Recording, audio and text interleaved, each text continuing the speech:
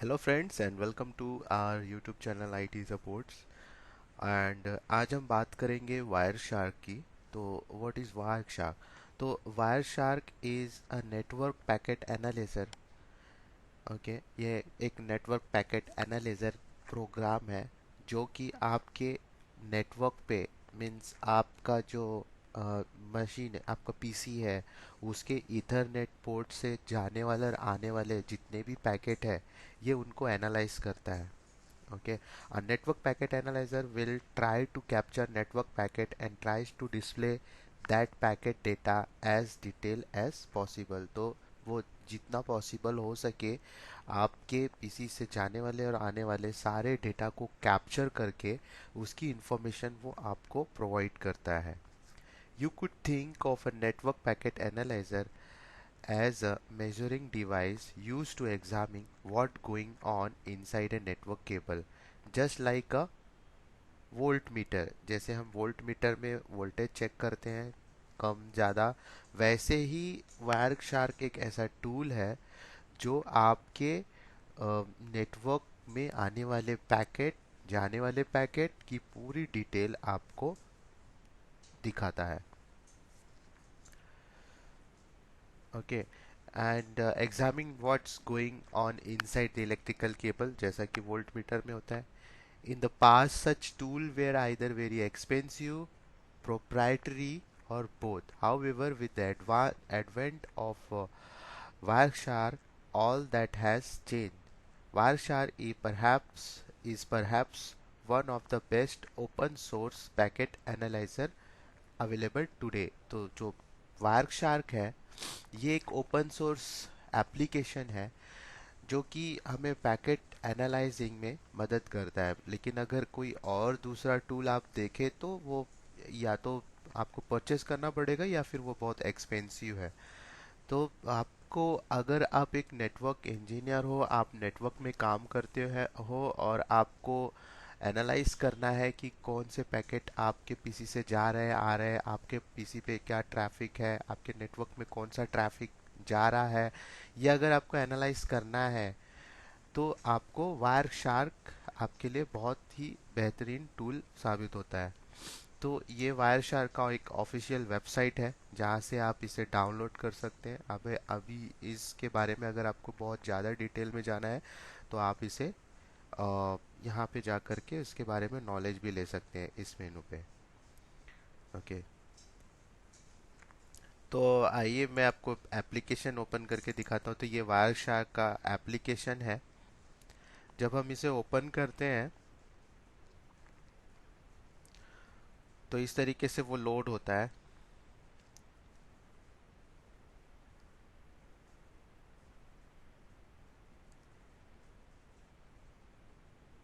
आप इसे डाउनलोड करिए, आप इसके ऑफिशियल वेबसाइट से वायरशार्क को डाउनलोड करिए और उसे इंस्टॉल करिए। इंस्टॉल करने के बाद जब आप उसे रन करेंगे तो इस तरीके से इनिशियलाइज होगा, सारे फाइल्स वो लोड करेगा जो उसे रिक्वायर्ड है।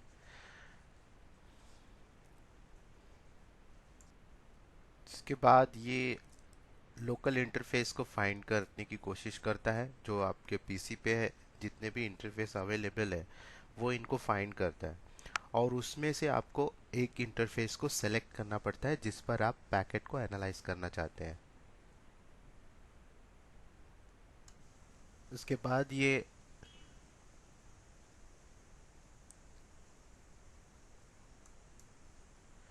बाद ये सारे इंटरफेस की लिस्ट आपको आ जाती है जिस पर कि आपको पैकेट को एनालाइज करना है। और यहाँ पे आप देख सकते हैं कि USB port P cap one, ये यूएसबी, अगर आप यूएसबी को के पैकेट्स को एनालाइज करना चाहते हैं, अगर आपने यूएसबी कोई डिवाइस कनेक्ट किया है और उसके पैकेट को भी आप एनालाइज करना चाहते हैं तो ये अभी एक रिसेंट टूल भी वायरशार्क में ऐड कर दिया गया है। तो ये सारे पोर्ट्स है जो मेरे पीसी पे अवेलेबल है। जैसे वर्चुअल बॉक्स का एक है, वीएम वेयर वाईफाई का एक पोर्ट है, मेरा वाईफाई का डिवाइस है, ब्लूटूथ नेटवर्क को भी करता है, Ethernet local area connection to VMware network adapter VMnet one. ऐसा मेरे मेरे पीसी में इतने सारे अडाप्टर्स हैं। तो मैं इसमें से वाईफाई वाला अडाप्टर सेलेक्ट करूँगा क्योंकि मैं वाईफाई से कनेक्टेड हूँ फिलहाल। तो मैं वाईफाई वाला इथरनेट को सेलेक्ट पे ही हम पैकेट को एनालाइज।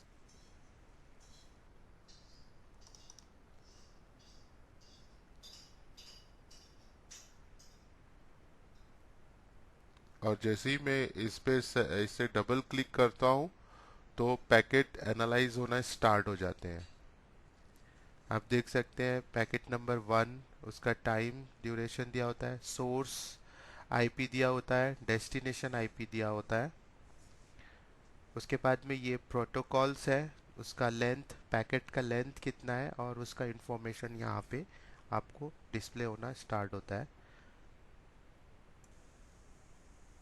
तो इसमें 3 सेक्शन यहाँ पे दिखाई दे रहे हैं आपको। ये पैकेट इंफॉर्मेशन है, सोर्स, डेस्टिनेशन, ऑल। और ये आपका जो फिजिकल लेवल, आपको पता होगा कि जो OSI रेफरेंस मॉडल है उसमें 7 लेयर्स होते हैं। तो ये जो इंफॉर्मेशन है ये फर्स्ट और सेकंड लेयर की इंफॉर्मेशन होती है। तो यहाँ पे जो फ्रेम 1 है इसकी इंफॉर्मेशन है कि ये इतने बाइट का है, वायर, ओके, ये इसके बिट्स है। तो ये सारी इंफॉर्मेशन वो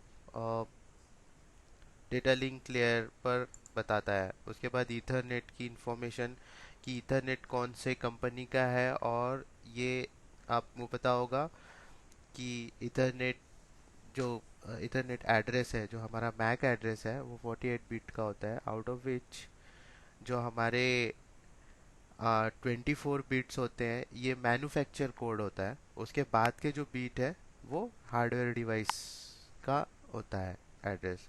तो यहाँ पे जो ये 0C D2 B5, ये जो 24 जो बिट्स के हैं, 24 बिट्स, ये बिनाटोन कंपनी के हैं। तो ये उसकी इंफॉर्मेशन दे रहा है। सेम वे डेस्टिनेशन का जो मैक एड्रेस है वो इंटेल कॉरपोरेशन का है, और इसके 3 एड्रेस, ये फुल एड्रेस यहाँ बताएगा, और जो स्टार्टिंग के जो 24 डिजिट है वो उसके कंपनी के नाम से बताएंगे, और बाकी 24 डिजिट का जो एड्रेस है वो यहाँ डिस्प्ले होता है। वैसे ही IPv4 का एड्रेस, सोर्स एंड डेस्टिनेशन यहाँ पे दिखाया जा रहा है। हम अभी फर्स्ट बीट की बात कर रहे हैं, हम फर्स्ट वाले जो पैकेट है उसकी बात कर रहे हैं। तो सोर्स और डेस्टिनेशन का एड्रेस यहाँ पे दिखा रहा है, कहाँ से पैकेट जा रहा है और कहाँ जा रहा है। उसके बाद transmission TCP port address, port number दिखा रहा है, सोर्स पोर्ट 443 है, और डेस्टिनेशन पोर्ट वो यहाँ जा रहा है। ओके। वैसे ही सोर्स लेयर की इंफॉर्मेशन, सोर्स सॉकेट लेयर की इंफॉर्मेशन आपको दिखाएगा कि कौन सा पैकेट इसमें, कौन सा एप्लीकेशन इस पोर्ट पे रन हो रहा है। ठीक है। उसी उसी तरीके से ये जो इंफॉर्मेशन है ये बाइट्स की इंफॉर्मेशन है। जो भी पैकेट जा रहा है ये बाइट्स की इंफॉर्मेशन यहाँ पे दिखाई दे रहा है। वैसे ही आपका सोर्स सॉकेट लेयर SSL की इंफॉर्मेशन यहाँ पे दिखाई दे रही है, जो हमने सेलेक्ट किया है। पैकेट्स इतने, डिस्प्ले इतने हुए हैं, 100%, मतलब पैकेट यहाँ डिस्प्ले हो रहा है, और ये आपका प्रोफाइल आपने सेलेक्ट किया हुआ है। तो आप प्रोफाइल भी बना सकते हैं, हर एक आप आपके पर्पस के हिसाब से आप प्रोफाइल बना सकते हैं, और उस प्रोफाइल के लिए आप पैकेट एनालाइज कर सकते हैं। तो अगर आप चाहते हैं कि मुझे DNS रिलेटेड इंफॉर्मेशन देखनी है, तो यहाँ पर आप उस प्रोटोकॉल का नाम एंटर करेंगे। अभी यहाँ DNS की इंफॉर्मेशन यहाँ पे नहीं है, तो मैं DHCP सर्च करके देखता हूँ।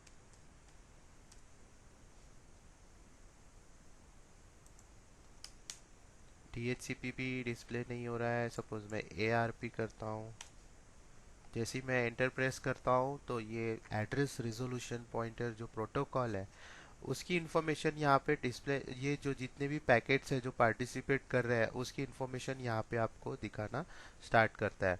तो सपोज अगर मैं ये 38 नंबर वाला पैकेट सेलेक्ट करता हूँ, ये उसका टाइमिंग है, ये सोर्स एड्रेस से जा रहा है, और डेस्टिनेशन ये ब्रॉडकास्ट कर रहा है। ये किसी डेस्टिनेशन पे नहीं जा रहा है, ARP ब्रॉडकास्ट कर रहा है। सपोज पहला पैकेट हम लेते हैं। पहला पैकेट ये जो बिनाटोन जो राउटर का जो मैक एड्रेस है, ये राउटर का मैक एड्रेस है, और ये मेरे PC का मैक एड्रेस है। तो जो सोर्स है वो ARP पैकेट, ARP प्रोटोकॉल के थ्रू डेस्टिनेशन को रिक्वेस्ट भेजता है और पूछता है, और एक इंफॉर्मेशन निकलती है 192.168.1.1, ये मेरे राउटर का आईपी एड्रेस है, इज एट, ये बता रहा है कि इस मैक एड्रेस पे ये वाला IP address available. Address resolution pointer protocol के बारे में आपको अच्छे से पता होगा कि ये आपके नेबर जो होस्ट है उसकी इंफॉर्मेशन कलेक्ट करके रखता है उस पीसी पे। तो जो मेरा राउटर है वो अपनी इंफॉर्मेशन इस मैक एड्रेस पे रखता है। जो सेकेंड पैकेट जो एआरपी का है वो ब्रॉडकास्ट करता है, एआरपी जो प्रोटोकॉल है उसको ब्रॉडकास्ट करता है और पूछता है हु इज़ 1.120, ये कौन है बताओ 1.1 को। वैसे ही ये चार पैकेट उसने भेजे हैं, 121 के लिए, अगेन 121 के लिए, अगेन 121 के लिए। तो ये दो जो होस्ट है उनको इसने पूछा है, 1.1 ने पूछा है। उसके बाद जो आपका 46 नंबर का जो पोर्ट है उसमें 1.1 फिर से एआरपी मैसेज, तो ये एआरपी मैसेज वो भेजता रहेगा और जो भी उसके नेबर में जितने भी आईपी एड्रेसेस उसको मिलते हैं वो उनकी इंफॉर्मेशन कलेक्ट करता रहेगा।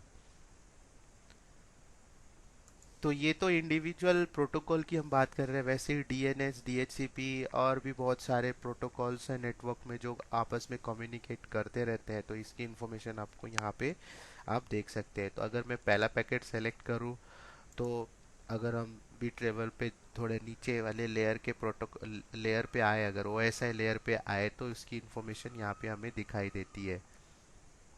आप देख सकते हैं यहाँ पे आप उसकी इन्फॉर्म सोर्स, सोर्स जो मैक एड्रेस है, डेस्टिनेशन सोर्स का मैक एड्रेस, ARP रिप्लाई क्या आ रहा है, hardware size, protocol size, everything यहाँ पे आपको इन्फॉर्मेशन मिलती है और ये बाइट इन्फॉर्मेशन यहाँ पे मिलती है। उसके बाद अगर आप अभी ये तो करंटली रनिंग है, हम इसको स्टॉप भी कर सकते हैं, हम पैकेट को स्टॉप कर सकते हैं और फिर जो स्टॉप रिजल्ट, जो भी रिजल्ट हमें आया है उस पर हम एनालिसिस स्टार्ट कर सकते हैं। हम अगेन इसको स्टार्ट कर सकते हैं। तो उस समय ये पूछेगा कि आप ये रिजल्ट को सेव करना चाहते हैं या फिर विदाउट सेविंग आप कंटिन्यू करना चाहते हैं। तो मैं इस रिजल्ट को सेव करके रख सकता हूँ फर्दर एनालिसिस के लिए, या फिर मुझे अगर नया सर्च करना है तो मैं कंटिन्यू विदाउट सेविंग को कर सकता हूँ। अब यहाँ नए तरीके से अगर मैं इस बटन पे क्लिक करूँ तो वो कैप्चर अगेन स्टार्ट करता है। वैसे ही यहाँ पे काफ़ी सारे मेन्यूज है, तो आप देख सकते हैं ये अभी स्टार्ट हुआ है। अभी यहाँ पे ARP ही मैंने सेलेक्ट किया हुआ है, इसलिए ये ARP का ही इंफॉर्मेशन यहाँ पे कैप्चर करके बता रहा है। तो फिर से वो मेरा राउटर जो है उसकी इंफॉर्मेशन कलेक्ट करना स्टार्ट करता है। अगर मैं कैंसिल करूँ तो ये सारी इन्फॉर्मेशन यहाँ पे आना स्टार्ट हो गई है। आप देख सकते हैं 1 2, अभी मैं इसको स्टॉप भी कर सकता हूँ। तो उसके बाद में गो टू प्रीवियस पैकेट, अगर मैंने यहाँ पे सेलेक्ट किया हुआ है, मैं इसकी इन्फॉर्मेशन देख रहा हूँ और मुझे प्रीवियस पैकेट की इन्फॉर्मेशन देखना है, तो मैं इस तरीके से ऊपर ऊपर ये मेरा कर्सर मूव होता जाएगा। उसके हाथ की इन्फॉर्मेशन देखनी है तो वन बाय वन मैं इस बटन पे क्लिक करके देख सकता हूँ। उसके बाद गो टू स्पेसिफाइड पैकेट, अगर मुझे कोई स्पेसिफाइड पैकेट के पास जाना है तो मैं यहाँ पे डिफाइन कर सकता हूँ। सपोज मैं 100 पैकेट्स के पास जाना चाहता हूँ तो वो वहाँ उस पैकेट पे आपको लेके जाएगा। और ये वाला जो menu go to the first packet, अगर मैं लास्ट में हूँ मुझे फर्स्ट पैकेट पे वापस जाना है तो नीचे आ जाएगा। Go to the last packet, last packet के पास आ जाएगा जो भी रहेगा। और ये जो बटन है automatically scroll to the last packet during a live capture, जब लाइव कैप्चर आपका चालू है, तो अभी यहाँ आप नहीं देख रहे हो, जो जो कैप्चरिंग चालू है वो आप यहाँ नहीं देख पा रहे हो, लेकिन जब मैं इस बटन को क्लिक करता हूँ तो आपका जो लास्ट पैकेट जो कैप्चर होना स्टार्ट है हुआ है वो आप देख सकते हो। लास्ट पैकेट का इन्फॉर्मेशन वन बाय वन वो अपेंड होता जाता है इंफॉर्मेशन। ये वाला जो बटन है draw packet using your colouring rules, आप इसको कलर रूल भी दे सकते हैं, जैसे कि ये रूल ऑटोमेटिकली सेट है, ब्लैक है। TCP जो भी मेरा प्रोटोकॉल रहेगा उसको ये वाला कलरिंग रूल दिया हुआ है। तो इस तरीके से आप इसका कलरिंग रूल भी देख सकते हैं। आप इसको एनलार्ज कर सकते हैं, इस रिजल्ट को एनलार्ज कर सकते हैं और उसके बाद चेक कर सकते हैं। वैसे ही आप इसे स्मॉल कर सकते हैं, और सपोज आपको जैसा था वैसा चाहिए तो आप इस बटन को क्लिक कर दीजिए, वो वहीं पे आ जाएगा जिस पोजीशन पे था। Resize packet list column to fit content. आप इसके, सपोज आपने ऐसा किया हुआ है, सपोज ये आपको दिख नहीं रहा है, तो आप इसको बटन को क्लिक करेंगे तो वापस से रिसाइज हो जाएगा। उसके बाद आप एनालिटिक्स चेक कर सकते हैं। अभी अभी आपको जिसका भी स्टैटिक्स आपको जिसका भी चाहिए तो वो आप यहाँ पे देख सकते हैं, जैसे डीएनएस का स्टैटिस स्टैटिस आपको देखना है, वो आप यहाँ पे चेक कर सकते हैं। आपको सारा स्टैटिस्टिक्स आपको यहाँ पे डिस्प्ले होगा। क्लोज करें। उसके बाद अगर आपके नेटवर्क में आईपी फ़ोन्स अवेलेबल है और आईपी फ़ोन्स का आपको डिटेल चेक करना है, आपको किसी उसका जो प्रोटोकॉल्स होते हैं आईपी फ़ोन के लिए, हम जनरली जो मेरे प्रोटोकॉल है एसआईपी वगैरह जो प्रोटोकॉल है उसको भी हम ट्रेस कर सकते हैं। तो इसमें अगर आरटीपी की बात करें तो ये जो प्रोटोकॉल है ये आपके वॉइप फ़ोन के लिए काम करता है, तो ये आप चेक कर सकते हैं। यहाँ पे आपका डिटेल में इंफॉर्मेशन आ जाएगा जब आपके नेटवर्क में एसआईपी फ़ोन हो तो। एसआईपी फ्लोज यहाँ पे सारे डिस्प्ले होने स्टार्ट हो जाएंगे।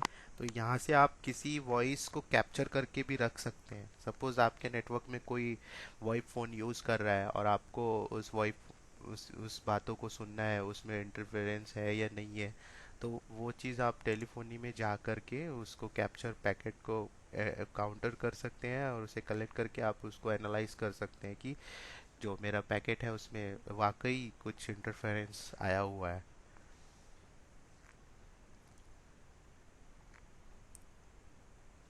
उसके बाद IPv4 स्टैटिस्टिक्स अगर देखें, ऑल एड्रेस अगर आप देखें तो ये जितने भी यहाँ एड्रेस अवेलेबल है उन सब का इंफॉर्मेशन आपको यहाँ पे, काउंट ऑफ पैकेट, उसके बाद परसेंटेज रेट, ब्रॉडकास्ट रेट कौन कर रहा है, कौन सा जो आईपी है वो ब्रॉडकास्ट सबसे ज़्यादा कर रहा है, वो इन्फॉर्मेशन आपको पता चलती है। तो पता चलता है कि कौन सा नेट हमारे नेटवर्क में कौन सा ऐसा आईपी एड्रेस है जो बहुत ज़्यादा ब्रॉडकास्टिंग कर रहा है, जिसके वजह से नेटवर्क में कंजेशन आ रहा है। ये आप यहाँ पे इंफॉर्मेशन निकाल सकते हैं।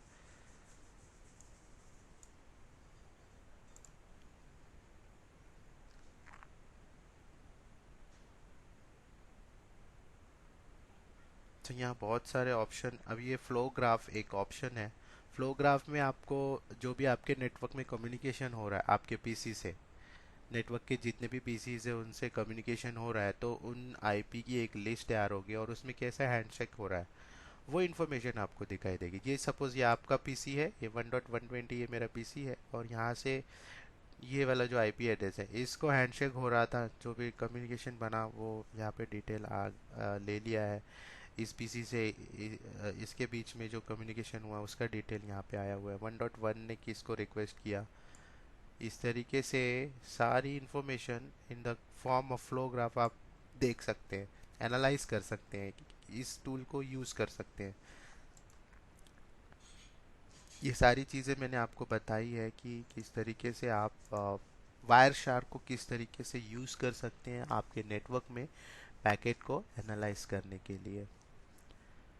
आप और डीप में जाइए, आप और अच्छे से इसे समझिए, पैकेट को जानिए, ब्रॉडकास्ट कैसा हो रहा है, आप इसे कैसे लिमिट कर सकते हैं इसके बारे में आप जानिए। तो आपको अब पता चल गया है कि वायर शार्क एक बहुत ही अच्छा टूल है, ओपन सोर्स टूल है जो हमारे नेटवर्क में पैकेट को एनालाइज करने में मदद करता है।